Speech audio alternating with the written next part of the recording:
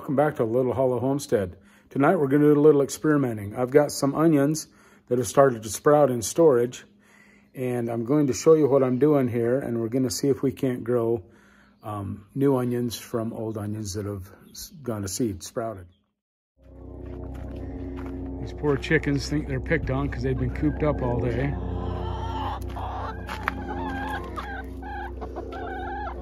They usually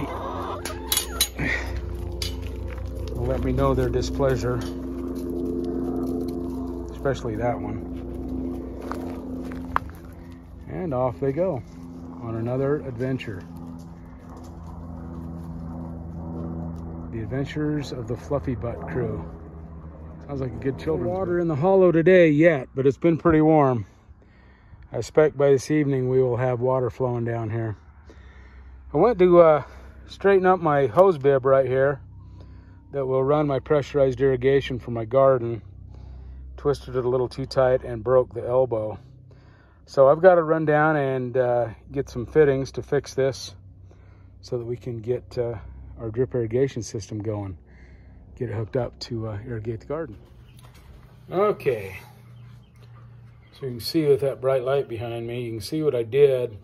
I went to tighten this standpipe that was down by my garden, cranked it a little too tight, and if you can see right there, I broke this elbow. So we've got our new elbow, we got our standpipe, we got our 1-inch pipe that we'll put back together, and a coupling to attach it to the pipe that we broke. So a little Teflon tape goes a long way.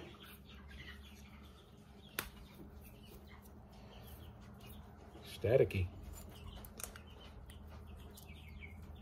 Just wrap this good because this will be under constant pressure as long as the sprinkling system is on. So we want to make sure that's got a good seal to it. That should do it. And we'll screw this together.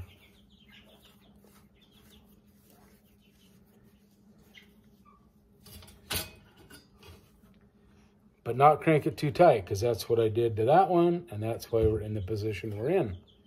So we're going to do that. So what I was trying to do, the pipe feeds in like this, but I wanted the top of the spigot to be out so I could attach it on this side. So hopefully we can make it happen. And we did. So there we go. That's what I was after when I over-tightened the one down that we broke. So there you go. Pipe comes in. Spigot comes straight out. I can attach my controller to my drip irrigation system, and we're good to go. So we'll grab our glue, grab our coupling on our pipe, and we'll go down and put it all back together. Okay, it's a pretty simple fix. We'll get the old Christie's hot glue, maybe.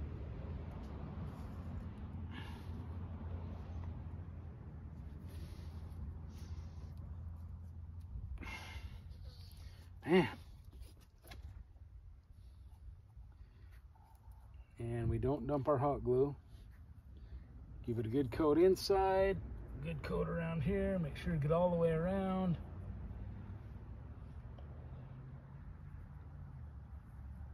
And twist it a couple of times, and that should set up just fine. Now, take our pipe right against the fence. We'll break out our measuring stick. Right there. So I need that much pipe. Pretty technical, I know.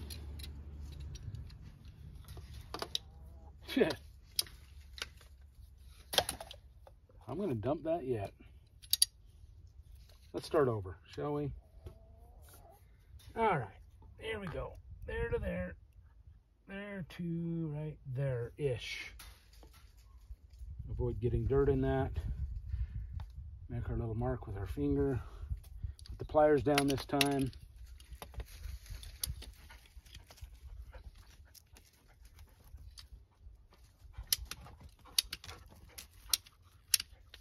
pipe. And we'll dry fit it, sort of, kind of. That should fit. Okay, I'm going to put this end in first, just because it'll be easier to put together once you get it down in the hole. Once again, give that a good coat. Add a good coat. Screw the lid on your glue this time.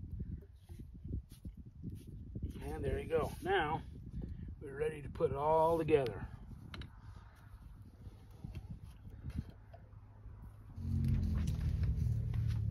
You know what's funny about that last little segment I shot is look what I have on my hip. A lovely tape measure that would have come in handy had I remembered I had it. Anyway,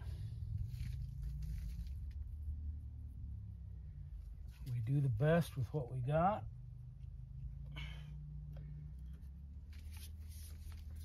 And we make it work. There you go, make sure that's good and twisted.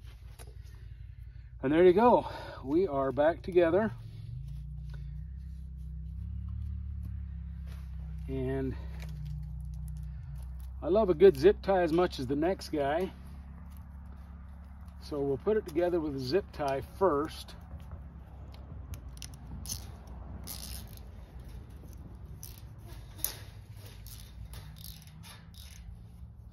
And then we do the old fail-safe baling wire. My best friend, if you can never find the end of the spool here. We'll find it.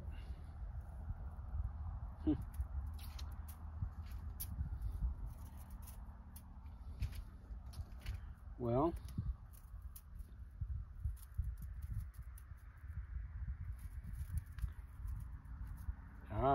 there it is.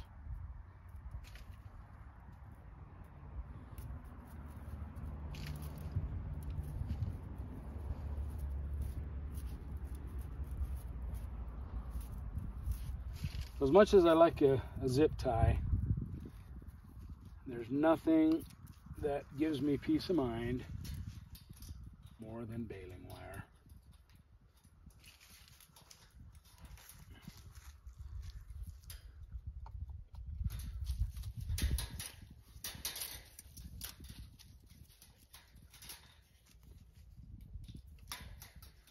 And we're gonna have to move our anchor stake over a little bit now.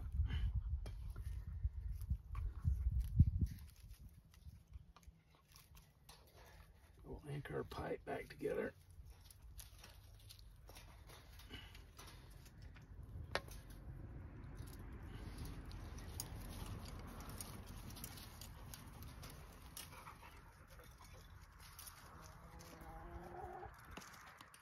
And we'll bend those down so the grandkids don't catch a leg on them or something worse. And we'll put some zip ties just for giggles.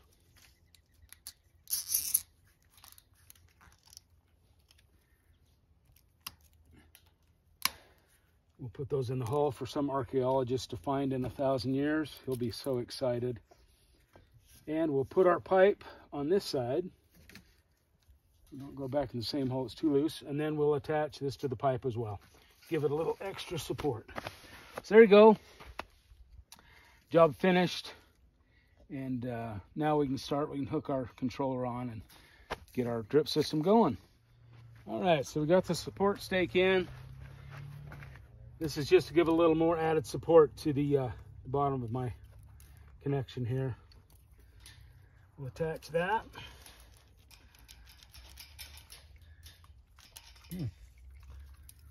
No room to spare. There we go.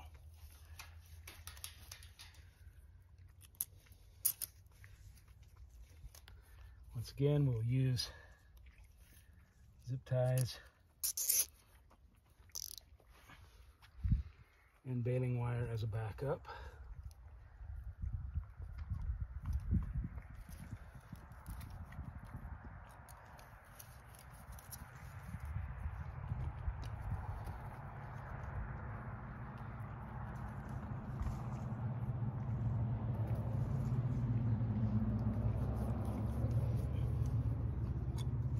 And there you go.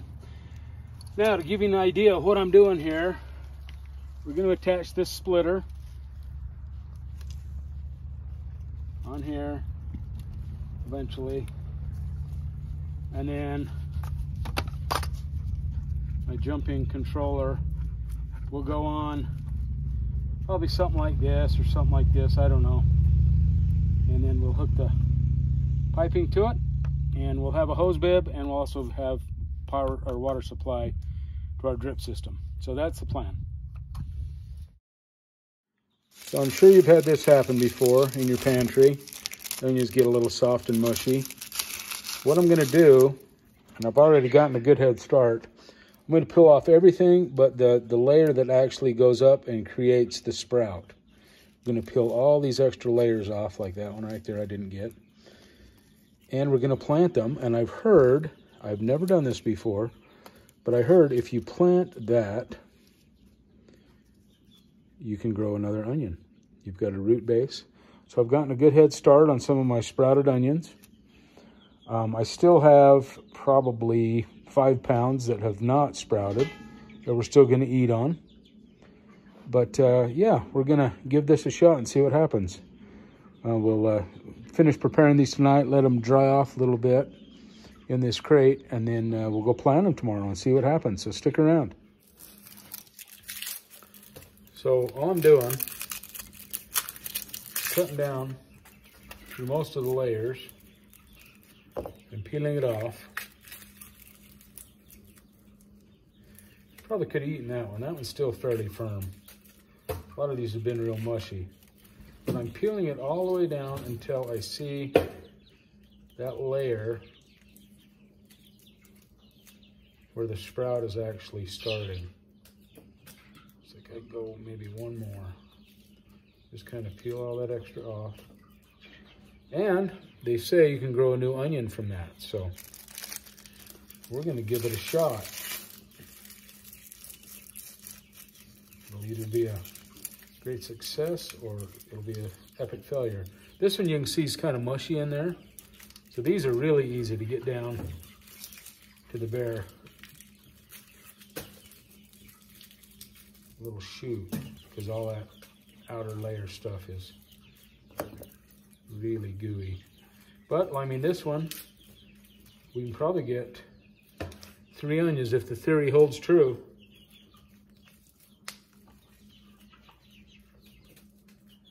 So we got 3 sprouts on that one. See if we can get 3 onions out of that. This one we ought to be able to get a couple, it looks like.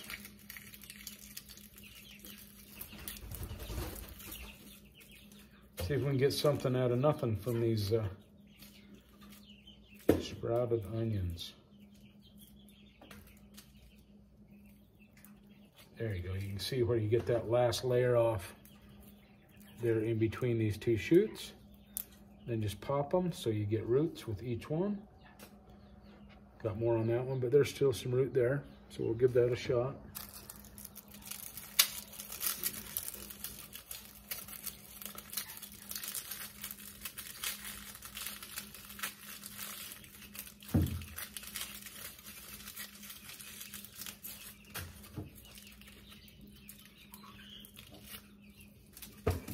Figure rather than let them go to waste, we might as well see if we can't plant them on. So there you go, that one's a good one there. A couple more to do here, and then we'll get them planted. We'll take you along for our experimental onion planting patch. Okay, we've got all those old onions all separated, and we're gonna let them dry overnight, like I said, and get some air around them, and we'll plant them tomorrow. After cutting up that many onions, I'm not crying, you're crying. No, I really am. It's rough on the old eyes. So one thing I'm gonna do to promote growth is I'm just going to trim some of this green growth off the top of them.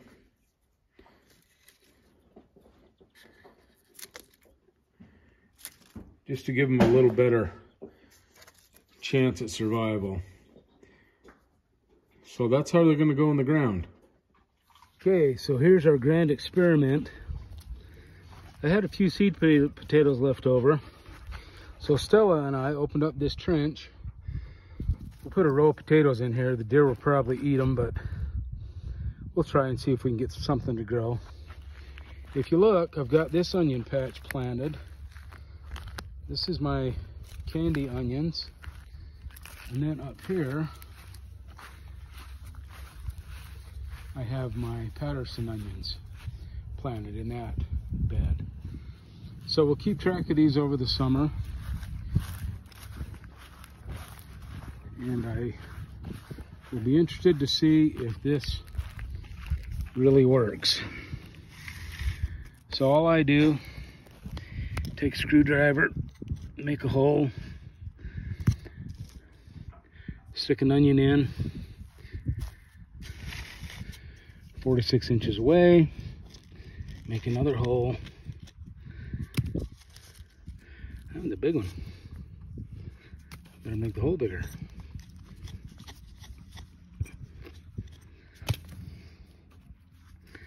There you go. I don't know what that one's gonna do, but we'll try it. Anyway, we'll get these onions planted. This will be a good experiment to see if this is even feasible with these onions that sprouted. We'll give it a shot and see what happens, and put these potatoes in there, and we'll see how they do. We'll show you the finished product. Here's the leftover potato trench. You can see I seeded it pretty heavy, but I don't hold out a lot of hope for these, the tops surviving the deer. But I irrigate this piece of property out in front of my house anyway. It's got oak brush. I've got a lot of ground cover growing in it. Normally I grow banana squash in here, which really take up the ground. But there again, the deer get after those. So we're gonna try onions this year and grow the banana squash down in a protected hillside. So here you go. We'll keep you updated on the 3 different onion patches and check the progress throughout the summer. We're gonna water these in, cover up the taters, and cross our fingers. Right, everything's watered in. Got the little potato patch in, and everything's watered in. We are good to go. Got a nice little daffodil there for some aesthetic beauty, I guess. Complement the old onions. So a little better explanation. This is just a patch of natural vegetation that was here when we built the home. And I like natural looking things, so we kept it.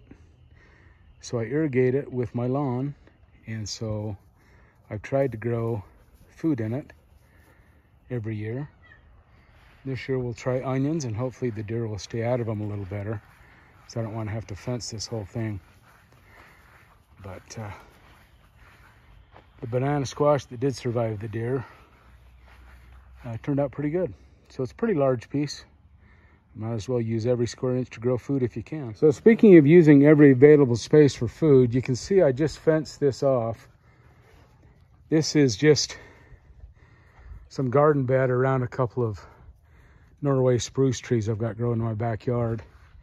So I will plant something in here because it is sprinkled with my lawn, so it gets adequate water. I'm not sure quite what I'll plant in here, but we'll cross that bridge when we think about it. So thanks for stopping by Little Hollow Homestead tonight. Appreciate your visit. As always, I appreciate the subscriptions and the thumbs up. Always appreciated. I'm not on fire. My little campfire is going behind me. Looked like I was on fire for a minute there. Anyway, thanks for stopping by. Hope you have a good evening. Take care, and we'll catch you on the next one.